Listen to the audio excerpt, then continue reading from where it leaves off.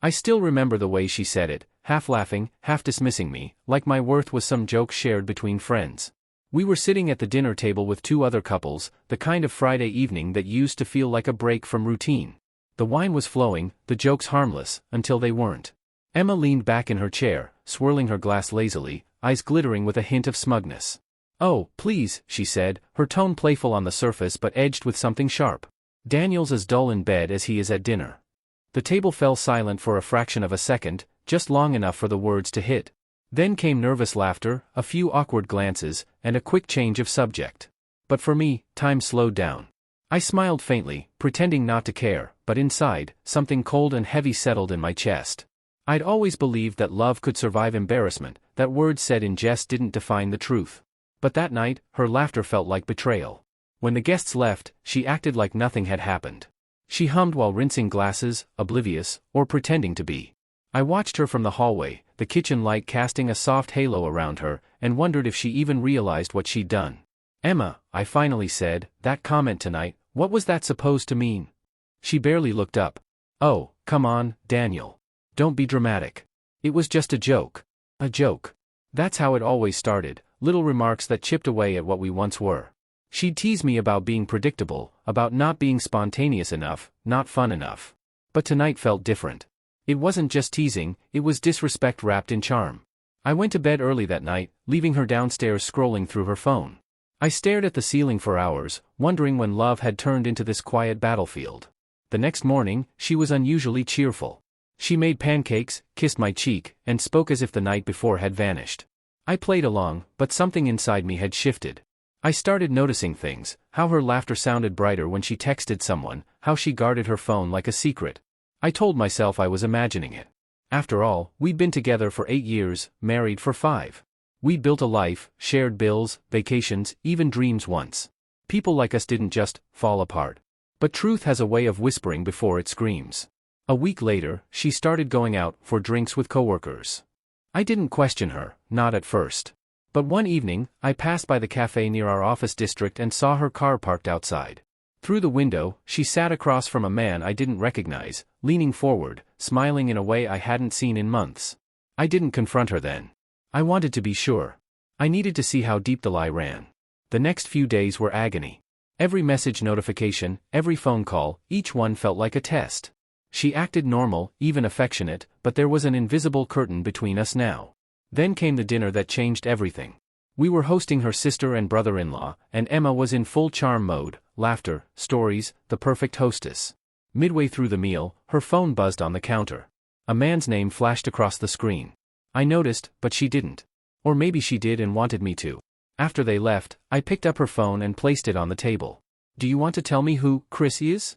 I asked. Her eyes flickered, then narrowed. "You're being paranoid. I saw you at the cafe with him." Her lips curved into that same smirk, the one that started all of this. "So what? You were spying on me now?" "No," I said quietly. "I was wondering when you'd finally admit you're bored with me." She didn't deny it. She didn't even look sorry. Instead, she laughed, a cold, hollow sound. "Maybe if you weren't so predictable, Daniel, I wouldn't need to look elsewhere for excitement." For a moment, I couldn't move. Her words sliced deeper than I expected. Then she leaned forward and added, almost mockingly, "But don't worry. He's as dull in bed as you are at dinner." Something inside me went still. There was no anger, no shouting, just silence. I looked at her, the woman I'd loved for nearly a decade, and realized she was gone long before this night. "Enjoy sleeping alone then," I said, my voice steady. I stood up, grabbed my jacket, and walked out. For the first few steps, my legs felt like stone. Then something strange happened, a sense of relief began to spread through me. Not happiness, not yet, but freedom. I didn't know where I was driving, only that I couldn't stay there another minute. I drove for hours that night, letting the highway swallow me whole. The rain had started, soft at first, then relentless, blurring the road ahead until all I could see were streaks of gray and my own reflection in the glass. Somewhere between exhaustion and disbelief, I pulled over at a roadside motel. The room was small and quiet. A single lamp buzzed weakly beside the bed, the kind of silence that makes you hear your own heartbeat. I sat there, still in my jacket, staring at the wall. For years, I'd thought love was about endurance, about pushing through the dull parts, forgiving the sharp ones. But sitting there, I realized endurance isn't love. It's survival. When the morning came, I expected guilt to hit me for walking out. Instead, I felt clarity.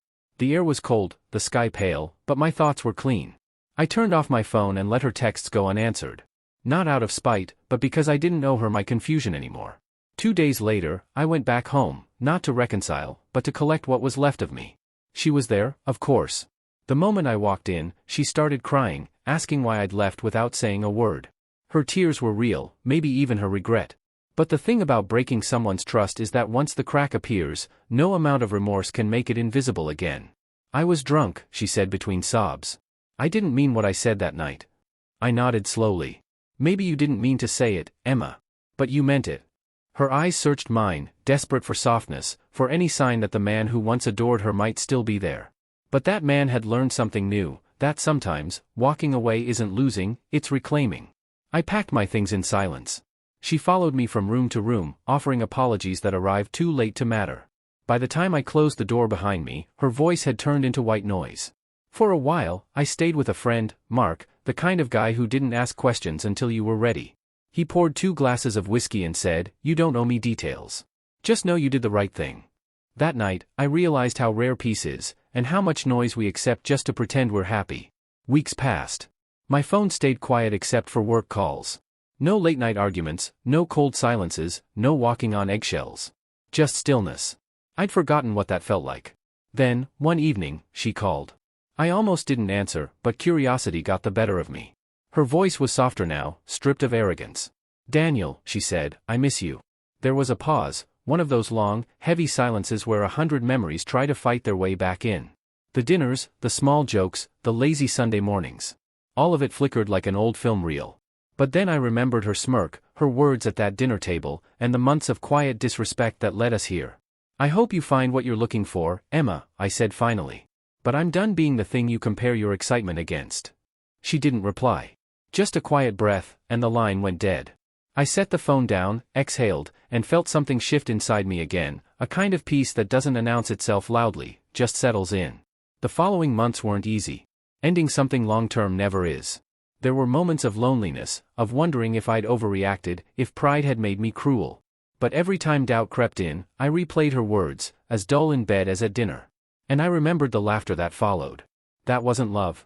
That was someone testing how far they could go before I'd break. One night, while walking through the park near my new apartment, I saw a couple sitting on a bench, holding hands, sharing fries, laughing about something stupid. For a second, envy pricked at me.